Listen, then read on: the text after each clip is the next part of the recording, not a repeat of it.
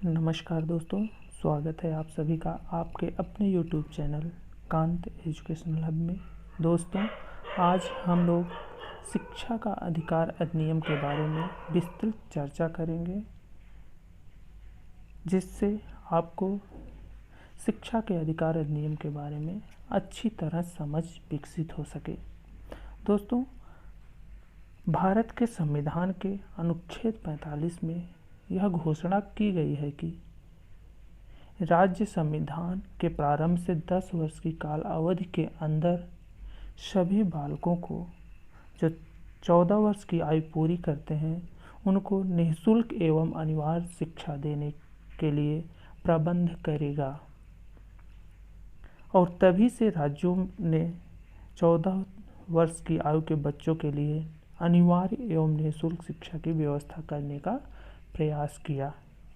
आगे चलकर 2002 में 66वें संविधान संशोधन के द्वारा एक नया अनुच्छेद जोड़ा गया, जिसे अनुच्छेद 21 का यानी 21A कहा जाता है, जिसमें यह कहा गया है या यह बताया गया है कि राज्य 6 से 14 वर्ष तक की आयु वाले सभी बालकों के लिए निःशुल्क और अनिवार्य शिक्षा देने का ऐसी रीति में जो राज्य विधि द्वारा अवधारित करे उपबंध करेगा। और इसी 86वें संविधान संशोधन द्वारा संविधान के भाग 4 क में वर्णित मूल कर्तव्यों में एक नया मूल कर्तव्य 51 जोड़ा गया, जो इस प्रकार है।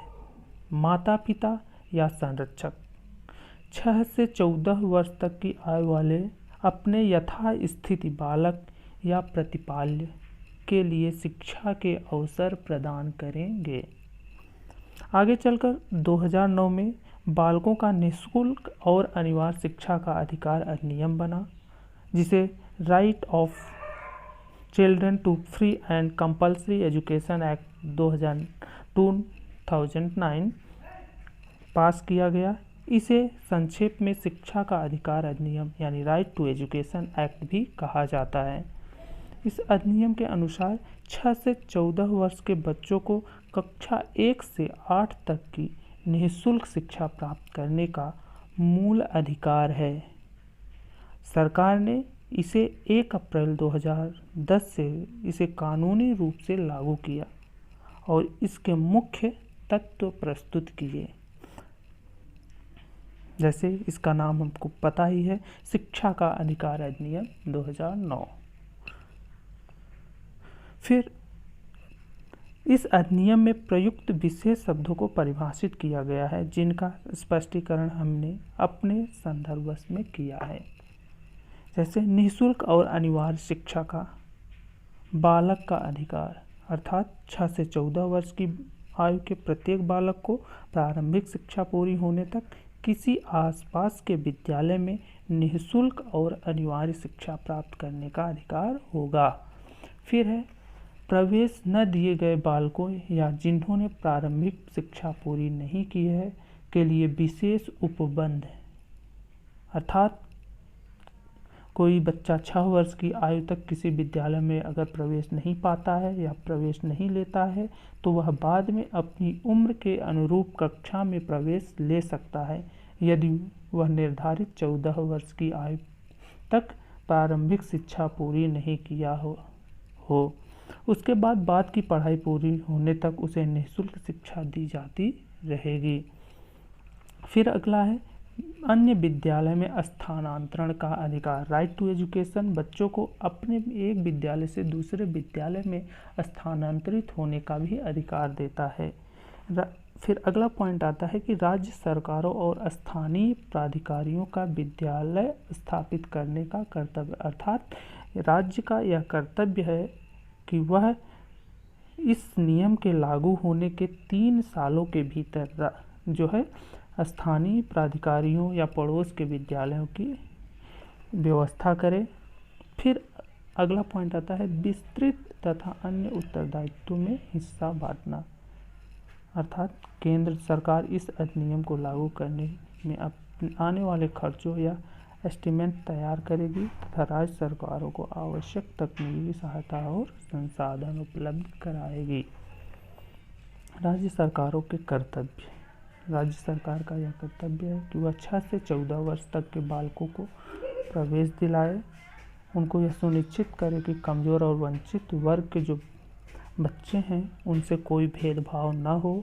विद्यालय, भवन, शिक्षक, शिक्षण सामग्री सहित जो भी आधारभूत संरचना की उपलब्धता है उसको सुनिश्चित करे और बच्चों को उम्दा किस्म की शिक्षा और शिक्षकों के लिए प्रशिक्षण की सुविधा उपलब्ध कराए।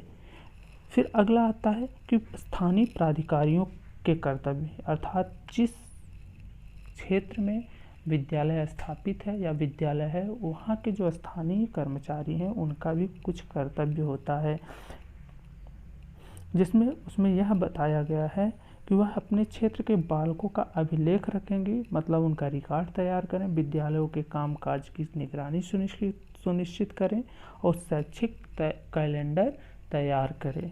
फिर माता पिता और संरक्षक का भी कर्तव्य इसमें बताया गया, जिसमें है कि प्रत्येक अभिभावक का यह दायित्व होगा कि वह 6 से 14 वर्ष तक के अपने बच्चों को विद्यालय में पढ़ने के लिए भेजे।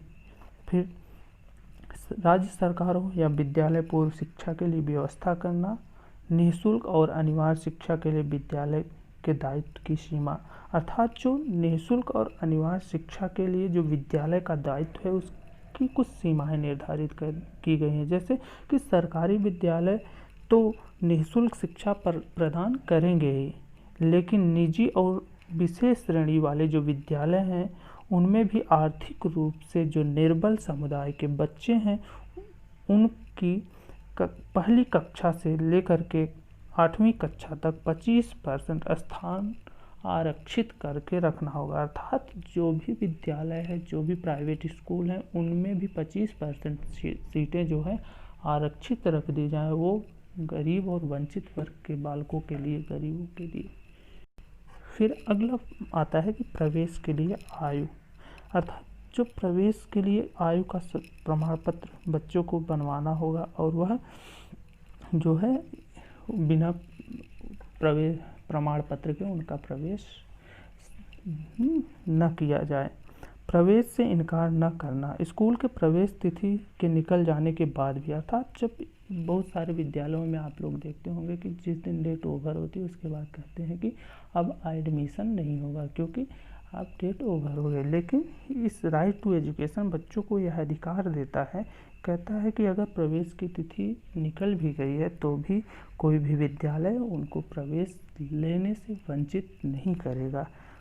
रोकने और निष्कासन का प्रतिषेध, अर्थात राइट टू एजुकेशन किसी भी छात्र को एक ही कक्षा में रोके जाने और न ही स्कूल से निष्कासित करने, दोनों का प्रतिषेध करता है। अर्थात किसी भी बच्चे को आप एक कक्षा में कई वर्षों तक नहीं रख सकते और न ही किसी बच्चे को आप विद्यालय से निकाल सकते हैं।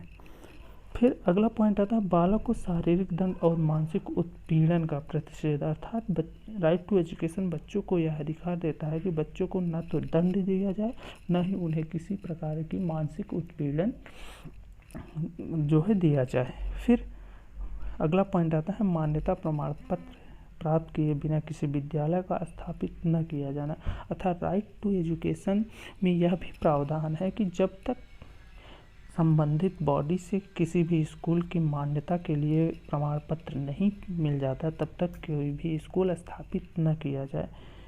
अर्थात स्कूलों की मान्यता के लिए जो है संबंधित बॉडी एक प्रमाण पत्र देगी और उस प्रमाण पत्र के बाद ही कोई विद्यालय स्थापित किया जाए, जो कि इस अनुच्छेद के धारा 19 में वर्णित मानकों को पूरा करते हों। अर्थात जो राइट टू एजुकेशन है उसकी धारा 19 में जो चीज़ें कही गई उस मानक को वह पूरा करता हो तभी उसे प्रमाण पत्र दिया जाएगा।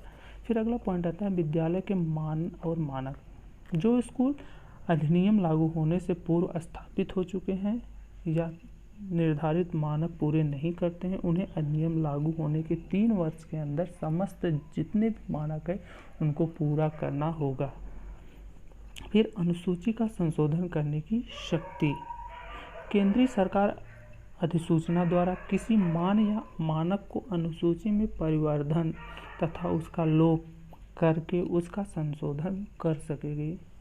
फिर अगला पॉइंट आता है, यह अधिकार देता है राइट टू एजुकेशन बच्चों को विद्यालय प्रबंध समिति। अनुदान न पाने वाले या निजी स्कूलों को छोड़कर सभी विद्यालय, सभी स्कूल एक स्कूल प्रबंध समिति का गठन करेंगे, जिसे जनप्रतिनिधि, अभिभावक और शिक्षक शामिल होंगे। यह समिति कागज या कामकाज पर मॉनिटर करने जैसे कार्य करेगी।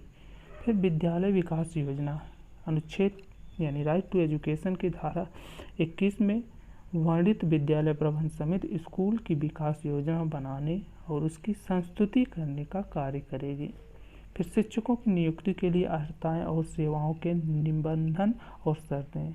राइट टू एजुकेशन में ये भी प्रावधान किया गया है कि शिक्षकों की नियुक्ति के लिए न्यूनतम योग्यता का निर्धारण क्या होगी और इसको कौन तय करेगा। शिक्षकों के कर्तव्यों और शिकायतों को दूर करना, अर्थात ये भी अधिकार देता है कि जो शिक्षक के कर्तव्य हैं वे नियमित रूप से समय से स्कूल में उपस्थित हो रहे हैं, पाठ्यक्रम पूरा कर रहे हैं, आवश्यकता अनुसार अतिरिक्त शिक्षण करें तथा अभिभावक बैठकें आयोजित करें। इन सब के लिए भी राइट टू एजुकेशन में प्रावधान किया गया है। अगला मुख्य बात है कि छात्र शिक्षक अनुपात। राइट टू एजुकेशन में इस पर बहुत बल दिया गया। इसमें कहा गया इस अधिनियम के लागू होने के 6 महीने के बाद राज्य सरकार और स्थानीय अधिकारियों को यह सुनिश्चित करना होगा कि शिक्षक छात्र अनुपात प्रधानाध्यापक को छोड़कर 1:40 से अधिक न हो, अर्थात एक टीचर के अंदर 40 स्टूडेंट हों, इससे ज़्यादा नहीं होने चाहिए। फिर अगला पॉइंट आता है शिक्षकों की रिक्तियों का भरा जाना। राइट टू एजुकेशन यह भी प्रावधान देता है कि जितने भी सरकारी स्कूल हैं, जितने भी हैं, अगर उसमें शिक्षकों की कमी है तो उन कमियों को पूरा किया जाए और जल्दी से जल्दी उनके रिक्त पदों को भरा जाए, क्योंकि किसी स्कूल में शिक्षक के लिए जो रिक्त पद, यह बताता है कि कोई भी स्कूल है जिसमें शिक्षकों के लिए स्वीकृत पद से 10% से अधिक उसकी रिक्ति नहीं होनी चाहिए। अगर 10% से अधिक रिक्ति है उस स्वीकृत अध्यापकों के अलावा तो उसको तुरंत तत्काल भरा जाए।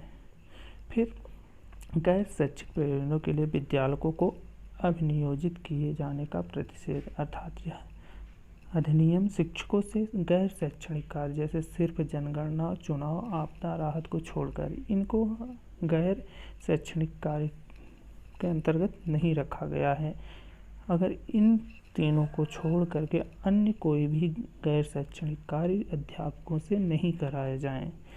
फिर अगला पॉइंट है शिक्षक द्वारा प्राइवेट ट्यूशन का प्रतिषेध, अर्थात राइट टू एजुकेशन में यह भी प्रावधान है कोई शिक्षक अगर वह सरकारी नौकरी या सरकारी जॉब कर रहा है, सरकारी टीचर है, तो उसे प्राइवेट ट्यूशन या प्राइवेट शिक्षण क्रियाकलाप में स्वयं को नहीं लगाएगा या नहीं लगाना है, क्योंकि अगर लगाता है तो उसके ऊपर कार्रवाई की जाएगी। फिर अगला पॉइंट है पाठ्यक्रम और मूल्यांकन प्रक्रिया।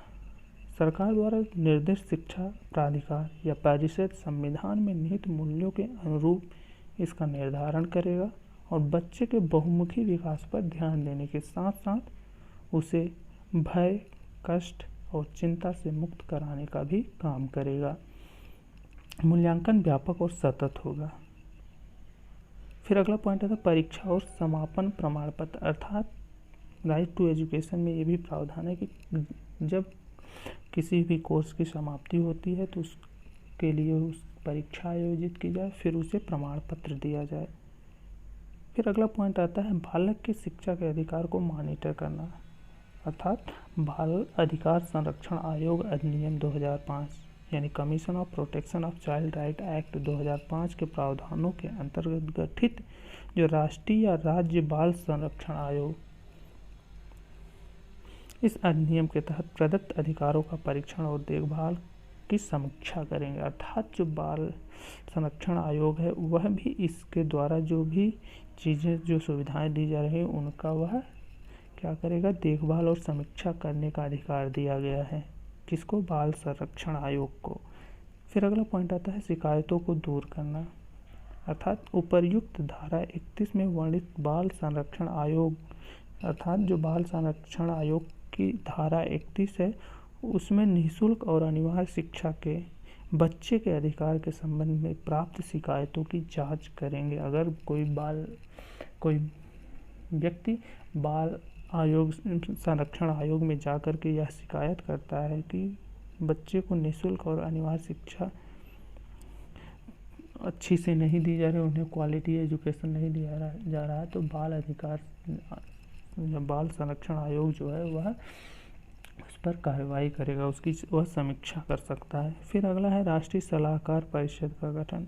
अर्थात इस राइट टू एजुकेशन में यह भी प्रावधान है कि केंद्र सरकार राष्ट्रीय सलाहकार परिषद का गठन करे। इसका काम अधिनियम के प्रावधानों को प्रभावी ढंग से लागू कराने के बारे में केंद्र सरकार को परामर्श देगी। अर्थात जो भी अधिनियम में जो भी चीज़ें कही गई हैं, जो प्रावधान किए गए हैं, उनको कैसे लागू किया जाए, उनको कितना लागू किया गया, इसके बारे में वह एक परिषद गठित की जाए और वह परिषद समय समय पर केंद्र सरकार को उसकी सूचना से अवगत कराए। फिर अगला पॉइंट आता है राज्य सलाहकार परिषद का गठन। प्रस्तावित राज्य सलाहकार परिषद का गठन राज्य सरकारें करेंगी। इसका काम अधिनियम के प्रावधानों को प्रभावी ढंग से लागू करने के बारे में राज्य सरकार को परामर्श देना होगा। फिर अगला पॉइंट आता है निर्देश जारी करने की शक्ति। राइट टू एजुकेशन की धारा 35 के अंतर्गत केंद्र सरकार राज्य सरकार स्थानीय अधिकारियों को तथा स्थानीय अधिकारी स्कूल प्रबंध समिति को अधिनियम के कार्यान्वयन के संबंध में मार्गदर्शक सिद्धांत जारी कर सकेंगे और निर्देश दे सकेंगे। अर्थात उनको एक निर्देश देंगे। अर्थात जो उच्च स्तर के अधिकारी हैं वो अपने से निम्न स्तर के अधिकारी को, उससे निम्न स्तर के अधिकारी को क्या करेगा, इस धारा के अंतर्गत जो प्रावधान है उससे संबंधित वह आदेश दे सकता है। अगला पॉइंट आता है अभियोजन के लिए पूर्व मंजूरी। अधिनियम का पालन न करने पर धारा 13, 18 और 19 के अधीन दंडनीय अपराधों के लिए कोई भी अभियोजन समुचित सरकार अथवा अधिकारी की पूर्व मंजूरी के बिना संस्थित नहीं किया जाएगा। अर्थात इस प्रकार हमारे देश में एक ही तथ्य को भिन्न भिन्न रूपों में प्रस्तुत करने की कुछ परंपरा सी बन गई है। शिक्षा के अधिकार अधिनियम को ही लीजिए। हमारे संविधान में नागरिकों के मूल अधिकारों में एक अधिकार शिक्षा का भी है। यह अधिकार 6 से 14 आयु वर्ष के बालकों को भी प्राप्त है। इसी तथ्य को प्रारंभ में संविधान के अनुच्छेद 45 में दोहराया गया था और फिर 2002 में संविधान के 86वें संविधान संशोधन द्वारा इसे एक और मूल अधिकार के रूप में और दूसरी ओर मूल कर्तव्य के रूप में प्रस्तुत किया गया और 2009 में पुनः शिक्षा के अधिकार अधिनियम के रूप में भी प्रस्तुत किया गया है।